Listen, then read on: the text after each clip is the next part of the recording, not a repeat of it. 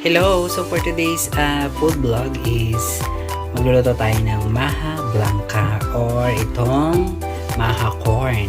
So nilagyan ko na ito ng dalawang latang gata, isang fresh milk na 500 ml, and then nilagyan ko na rin siya ng condensed milk at saka ng asin para magtalo yung tamis at alat. Then atin lang siyang pakuluin ng bonggang-bongga, everyone, ha? Itong ating maha corn.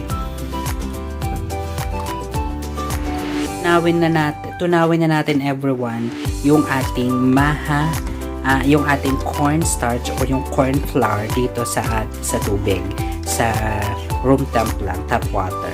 So bale, sa halip na water is fresh milk yung aking pinangtutunaw dito, everyone, ng bonggang-bongga.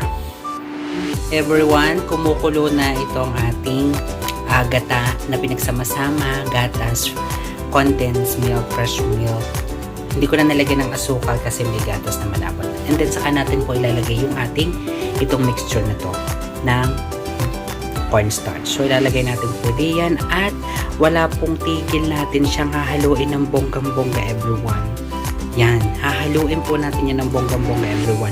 At hanggang sa makuha natin yung tamang lagkit ng mixture po ng bonggang-bongga. Sige, maghahalo lang ako at alam ko mabilis lang po ito. So patuloy lang po tayo sa paghahalo ng bonggang-bongga sa katamtaman, sa medium-low heat po natin, everyone. Yan, ang ating maha corn. So, ayan na yung mixture natin, everyone. So, patuloy lang po tayo sa paghalo ng bonggang-bongga kasi po talagang ito ay puro haluan ang maha. So, pag nakuha natin yung okay na mixture, pwede na po natin siyang ilagay sa tray. So, ayan na, everyone, ang aking maha corn ala Chris TV ng bonggang-bongga.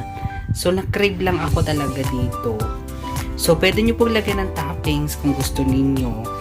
At depende na sa inyo. Ako gusto ko lang ng plain. So, kasi ang cheese maninigas lang naman sa ibabaw pag nilagay ninyo po. So, depende na po yun sa inyo. It's optional na lang po yung paglalagay ng toppings.